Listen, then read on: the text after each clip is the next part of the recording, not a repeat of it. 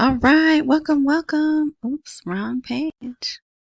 To my FX Buddies, the podcast.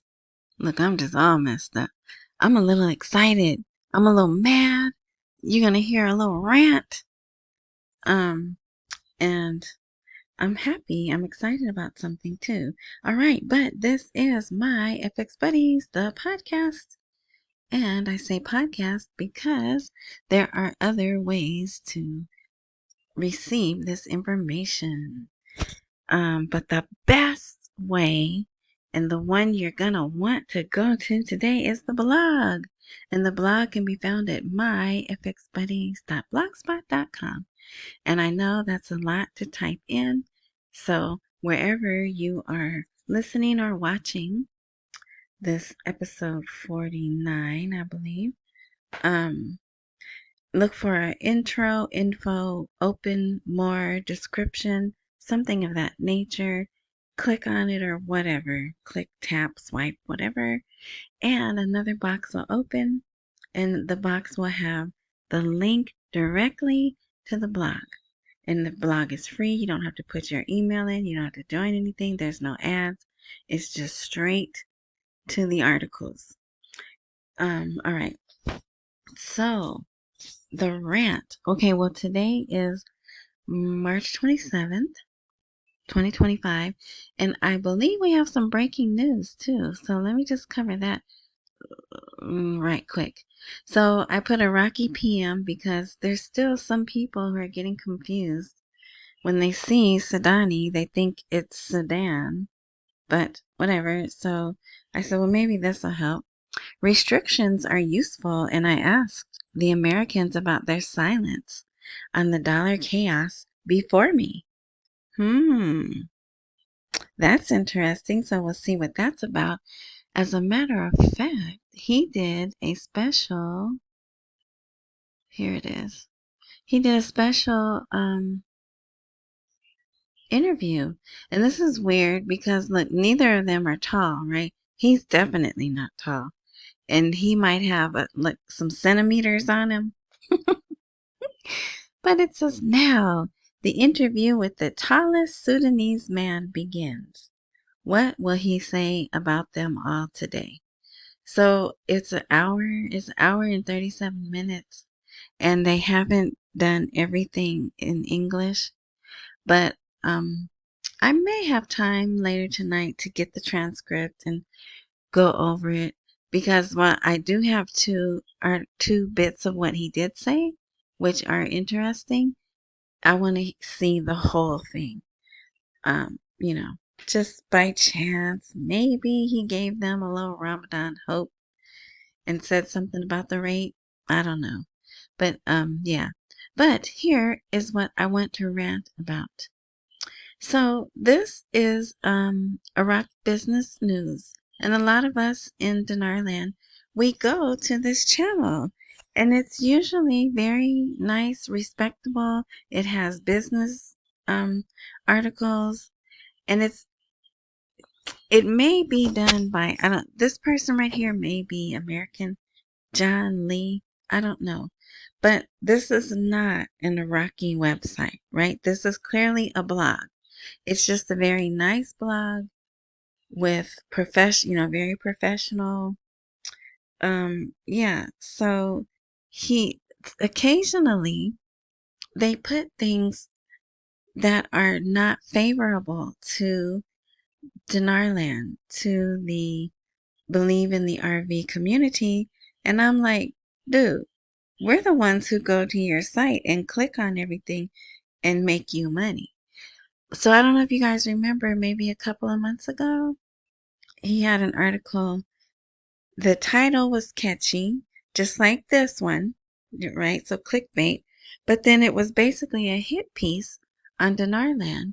And he talked about how there's people who think they're going to be able to exchange their dinar for a lot of money.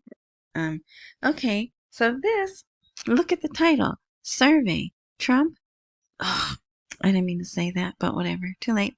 To revalue dinar in first 100 days. So who in Dinar land is not going to click on that, right? And then I don't even remember him doing the survey, but he has it here. It says January 21st. He did the survey. And so now he's getting the answer. And he even like kind of downplays it.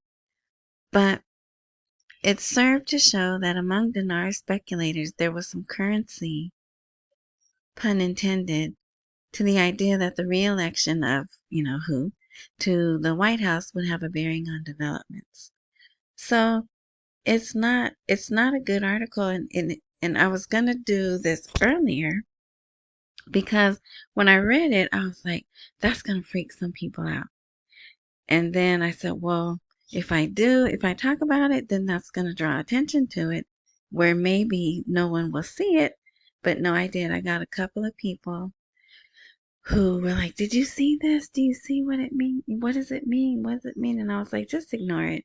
And I'm really upset with this person because that was clickbait. That's a great title, right? And then you go and write what it is. So don't go there. Don't read that. But here's an example of, see this? This is Ahmed Tabakchali. Now this is a nice report with real good business sense. And there's charts and graphs and everything. So it's only 4 pages, I think, but it's really only 4 pages because of the art, the graphs. So it's good. I like to read the things that this guy writes. So, and look at the title, The Empire Strikes Back. Our new president 2.0 and Iraq's dollar accounts at the Federal Reserve. Okay, now pay attention to this. This was done on March 4th, right? Okay, but he didn't post it. So this is the same website that I just complained about. He didn't post that until, let me see, today. Yeah, March 27th. And there's even more articles, but I don't have time. I really want to read this one. Uganda. But yeah. So I'm gonna have a link to this article because you saw that's just too hard to copy and paste with all those fonts and the graphs and the charts. And I know some of you like to read those things like I do. So it will be there for at your leisure. And see, it says it's only a 9-minute read. Yeah. I don't know for who, not me, but yeah.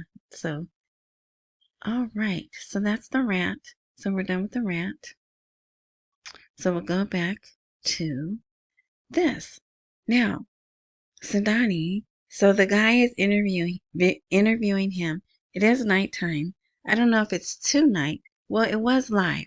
I take that back. It showed live. I watched it. Of course, it's in Arabic, but I still watched it because I'm listening for dinar, dollar, right? Ameriki. That's how he says. If you ever listen to Sudani, he says Ameriki.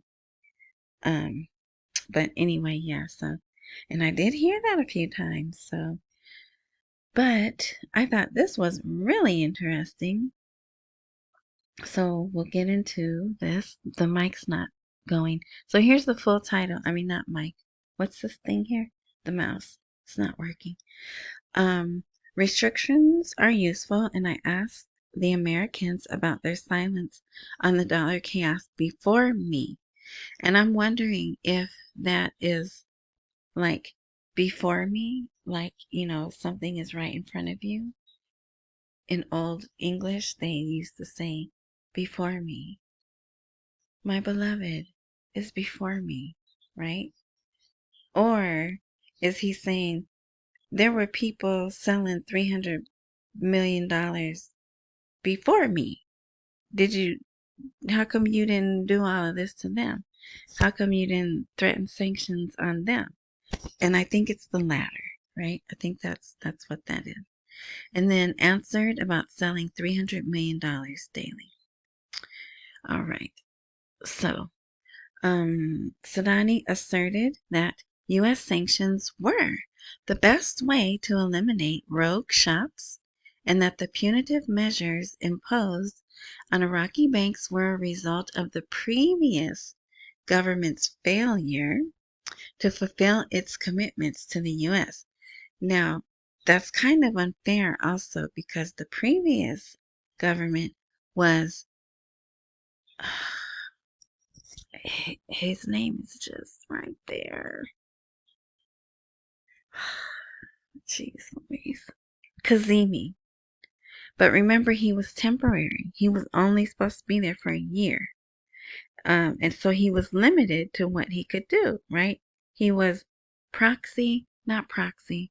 They had a name. There's a name for that government. Vacuum government or something. So, but it was, they knew they were there for a short time and they were limited in what they could do, right? So, yeah, but, whatever. So he goes on to say previous government's failure, right? He also said that the Treasury described the progress in reforming the banking system as the revolution we dreamed of. During a lengthy interview, Sudani justified the increase in the central bank dollar sales by the acceleration of construction activity and the import of building materials. He also promised to launch a reform plan to correct the banking sector, which is the most important in Iraq's history. Now, I would love for that to have said reform the money, right? But no. Okay, so there's an exaggeration of the problems facing Iraq, even though countries face many similar challenges, even on the security level. Then he talks about that. I'm not going to mention them. The is, right? And on the economic level, they said that the economy was finished, but things later proceeded normally. Is that right? Normally.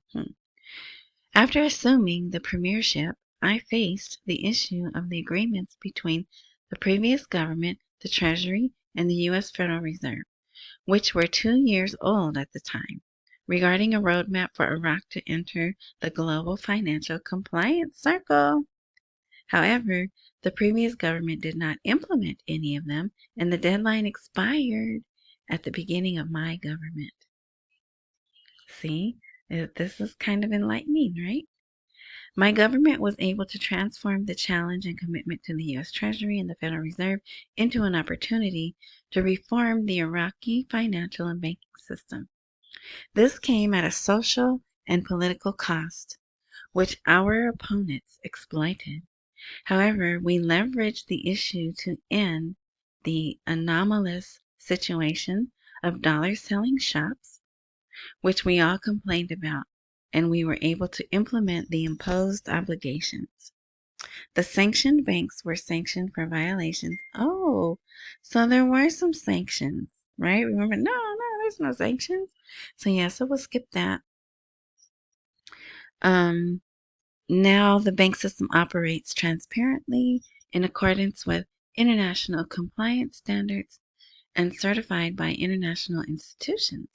During my last visit to New York, the U.S. Treasury representative informed us that Iraq has achieved a revolution we had dreamed of in previous periods. International compliance standards have been applied to all Iraqi financial transfers via correspondent banks and the U.S. audit firm. Not a single dollar is spent without the passing through these bodies. Hold on. All right, I had to go check on something. The only cash dollars exchanged are for travelers and are spent at the plane door. And that's airplane, right? Plane. Therefore, not a single dollar is exchanged outside of improper transactions and procedures. Yeah, right. Like, we really believe that. I know he has to say that, though, right? If that's the case, then why is there still a parallel market? Why do they still show the parallel market rate every day? 3 times a day, right?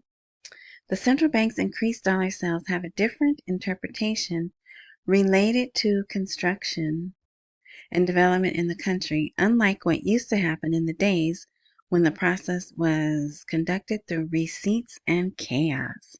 So, just from reading this is only my second time reading it because when I saw it, I was like, I have to get this out. It seems he's happy with the way things are. He can go out like, look, I did my part. Before we were operating in chaos and smuggling dollars and all kinds of wrongness, right? But under my watch, things got taken care of. Well, mostly. And then I want to show you, this came out today. It should, give it a second. It will, maybe not. Come on now. Maybe since the recorder's on, it's not going to translate. Well, doggone it. Well, this is an exchange company. Look. But in here, it says, let me see if I have a Google Translate up. Nope. It says that the dollar auction window may come back. I was like, what? Oh no. They've been through so much. And they've gotten all these accolades. Yeah, it's not going to translate because the recorder's on. But anyway, so it's just one obscure website that is saying it. But I just thought that was very interesting. Okay, so we'll go back here. All right, so there's a little bit more to that, but look, we're 17 minutes in and there's so much more to cover. So then here, he says in one of, whatever one of the questions were, there's no American request to permanently dissolve the Popular Mobilization Forces, and Iraq's account in the Federal Reserve is not subject to guardianship. Yeah, I don't believe that either. And I thought that was interesting because in that 4-page, in this article, he's talking about that. Because I don't care if it doesn't spell out, hey, Iraq, you're under our guardianship. If your money from your main source of income comes to me first, and then you have to ask me for it, I'm your guardian. So, and that's why they want to get out from under that, right? But so look what he says. Now, this is a different article. Sudani said in a press statement that Iraq's account with the U.S. Federal Reserve is now under the control of the government and is not subject to Washington's tutelage. Okay, he explained that he responded to questions about the United States' silence over the past 20 years by saying America wants to verify the final destinations of its dollar, and this is its legitimate right. So, I don't know. He has to try to explain the situation somehow. Are there any other countries in the world whose main source of income goes to another country first? I don't know. Maybe there is actually because I don't study other countries, right? But yeah. Okay. Now look at this. Okay. Employees withdraw 8 trillion dinars from banks in 2 hours. So that's why they're always talking about them bad and saying, hey, you hoarders, you keep hoarding the money. So they get paid and they go right to the ATMs or wherever and take their money out. Crisis of confidence despite the electronic system. And this guy here is Moeen Kadimi. He's a member of the Parliamentary Finance Committee. They showed him on TV too. So whatever this interview is, they showed it on TV. But yeah, so if you want to read about that, you can. I thought that was interesting. And here they say it again. He confirmed the government deposits about 8 trillion dinars monthly as salaries for employees and retirees, but they are withdrawn in 2 hours. And he's calling for the matter to be addressed. So that doesn't sound good, right? What do you mean you're going to address? You're going to address that I take my money out of the bank? How are you going to address that? Yeah. All right. Then it says, some banks are trying to profit solely from the dollar transfers. This is despite the fact that they are practically at a standstill because most of them have been unable to link up with international banks to conduct financial transfers, thus preventing them from accessing the currency window, which I thought there was no more currency window. But maybe he means get access to dollars. So you could read that. I find that very interesting. And he is in, like I said, he's on the Parliamentary Finance Committee, so he would know. Okay, and this is just to show. Remember when Parliament was like, yeah, we're going to work during Ramadan? And they didn't, right? They had some scheduled work, but they didn't get quorum. Well, I think they did one vote. Maybe they did one day of voting, but the rest of the month was nothing. So they did meet yesterday, Wednesday evening, but there was no quorum, so they postponed without specifying a date. And let me just tell you right now, Kurdistan, their Eid al-Fitr is from March 30th to April 5th, and the Baghdad and the other parts of the country, it would seem their Eid al-Fitr is March 30th to April 3rd because that's when the stock market is down. So I'm guessing that's the formal holiday when the stock market is down. All right, just a little bit of information here.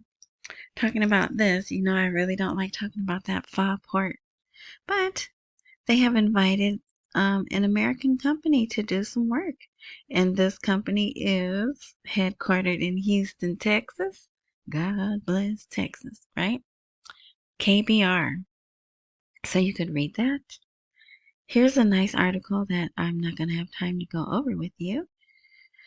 Well, it's not nice, but it's showing. People always ask me, well, why did you go all the way out to June? And what do I always say?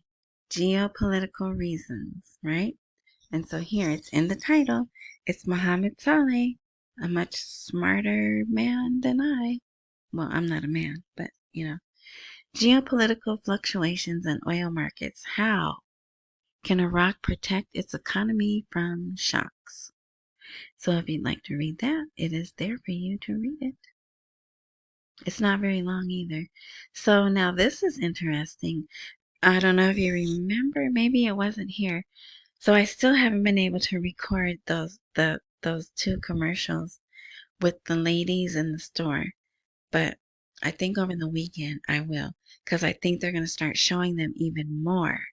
So the Central Bank of Iraq announces new plans to expand the, I don't know how to say that word, campaign over the next 2 months.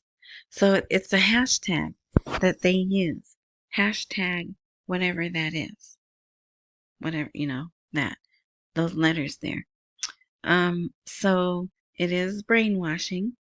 There is communication with officials regarding that campaign through which the public is being promoted. Yeah, promoted with financial literacy through the campaign's channels.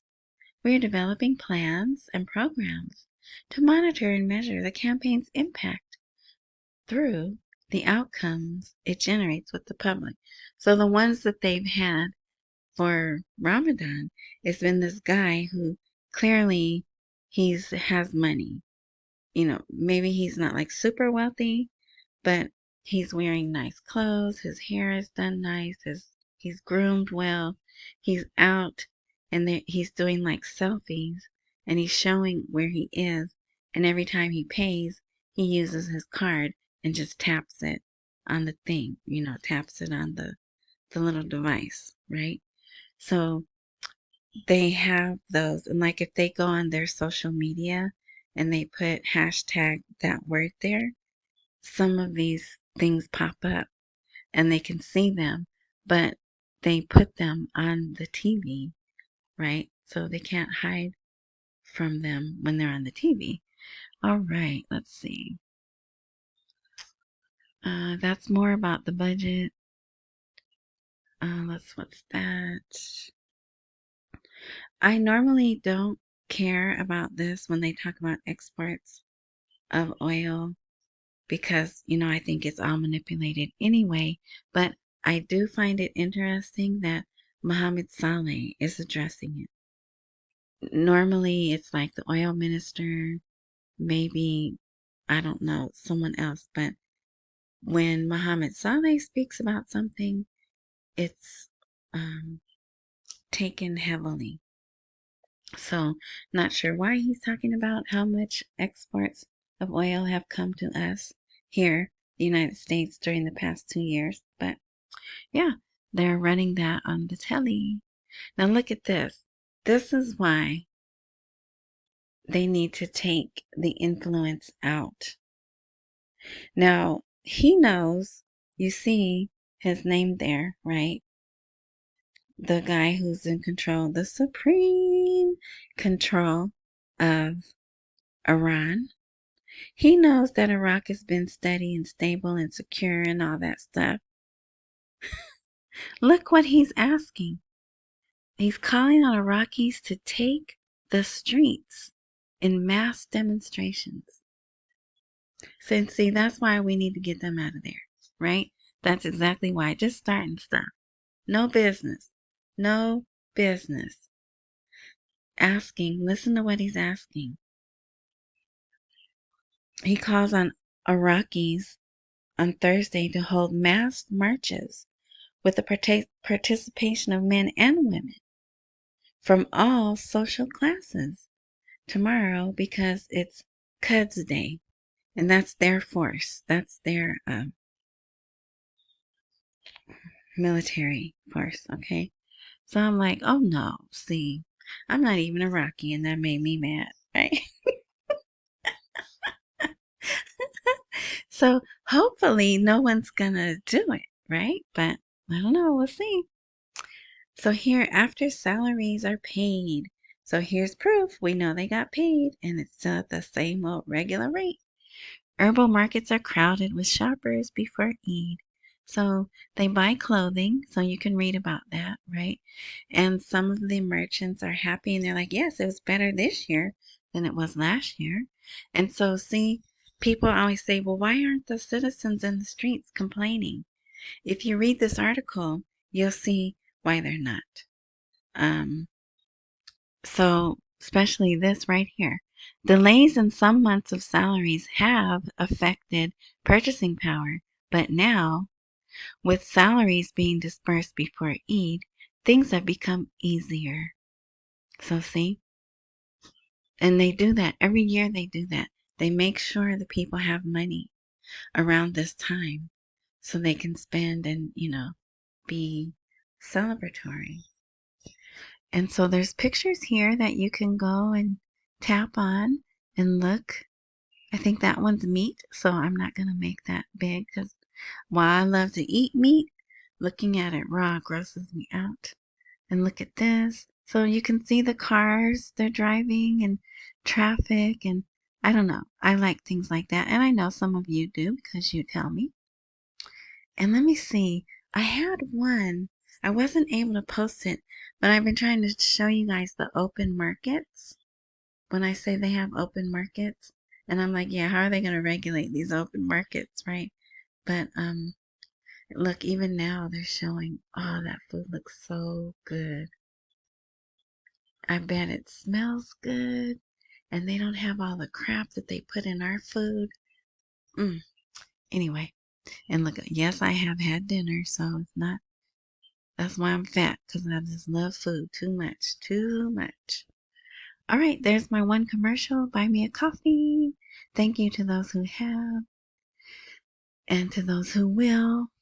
Okay, so here they are finally admitting that they got our current president's letter, and they have responded. And the response is coming via Oman. So when will our president get it? A day or two from now? I'm not sure. But I'll be watching. All right. So, yeah. And who is this guy? He is the foreign minister.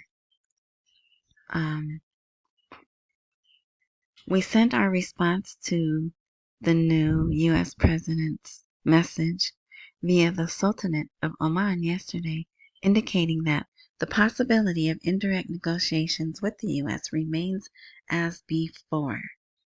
Our policy is not to engage in direct negotiations with the U.S. in light of the maximum pressure and military threats. Okay, we're almost done. So I just have one thing to show you. And look at this. Talking about $2 billion missing and a catastrophic situation. A deputy confirms the continued smuggling of dollars through new methods. See, that's the thing about crooks, boy. Right? You shut them down one way, they'll find another way. And so this guy, look, he's young, huh? He looks young. He doesn't have any gray hair that I can see. But anyway, he is a parliamentarian. So he's currently a member of parliament, and he's a member of the Parliamentary Economic Committee. And I think they have receipts, because how do they know that it's $2 billion? He says they're lost in the government bank accounts, pointing to a new way to smuggle U.S. currency to sanctioned countries. So I don't know if he's supposed to be on TV talking about it, but he did. He talked about the Trade Bank of Iraq. There's another one too. This bank, it hasn't been audited for 4 years, despite the volume of transactions it conducts. So yeah, they're still combating corruption, which is good. Now, this should make the people feel happy, right? That they're admitting, yes, there is still some fraud going on, but we found it, we recognized it, and we're going to stop it, right? And then also one of the things is loans were done and they were never paid back. Sounds familiar, right? Huh. So yeah. Okay, this is the video. Oh, and see here? Look, there's that hashtag. So remember I told you I filmed 12 minutes of a 15-minute show? There it is. It's on the bottom of the blog. It's all in Arabic. You'll hear me clearing my throat a few times. I maybe laugh and something else, but it's gonna be quiet. So you could just watch it. You can see. It's not gonna play right now, but when I make this a live blog, that video will be. You could click on it and it'll play, and you can see the people how they dress. Like some of those people, they show them they're on their cell phones, but I was thinking maybe they're taking notes. One young lady, she looks like she's doing something perhaps productive, not playing around. But yeah, and it shows the digital, that even though you don't speak Arabic, you can tell this is a video showing the people how to get off paper money and go digital. So, all right. I'm so happy I'm proud of myself that I got that embedded there. All right. So we're done. So there was a lot. And look, there were still a couple of other articles I could have put in here. But tomorrow's Friday. It's probably going to be slow because it's the holy day, actually the last holy day of Ramadan. So I'm expecting it to be really quiet tomorrow, but who knows? Maybe they'll surprise me. And yeah, and if I can get that whole interview of Sudani that was done tonight, and if there's anything really good, then I'll post the whole transcript because it's just copying and pasting. It's a little nerve-wracking, but it's not hard work, right? Okay, so thank you so much for listening. Thank you for all your constructive comments. And you guys make me feel appreciated, but that's not why I do this. I do this to help people stay, and try to point out, because some people say, "Oh, it hasn't changed. Everything's the same," and no, it's way different. I showed you the people are happy. They have money in their pocket. They're out buying clothes and food. They're getting their hair done. So they're happy, and that's why they're not out in the street protesting, because they just got, some people got 2 months worth of pay, right? They got back pay. So, all right, I'm just blabbering on now. Thanks for listening. If there's a like, share, join, follow, subscribe type of button wherever you are, um, yeah, enjoying this content. I'm trying to come up with different words. It's just, old habits are hard to break, right? So, but yeah, so if, because I don't post regularly, so if you activate all those things and technology works as it is intended to, when I post, you will be notified, and then you can go see the post. All right. Enjoy the rest of, oh, no, no, no. Accumulate while we wait for the rate to appreciate. Don't miss any meals and pay on your bills. I almost forgot, and you were going to let me forget too, weren't you? That's all right. Okay, so now enjoy the rest of your morning, night, noon, whatever time frame you are listening or watching, and until next time.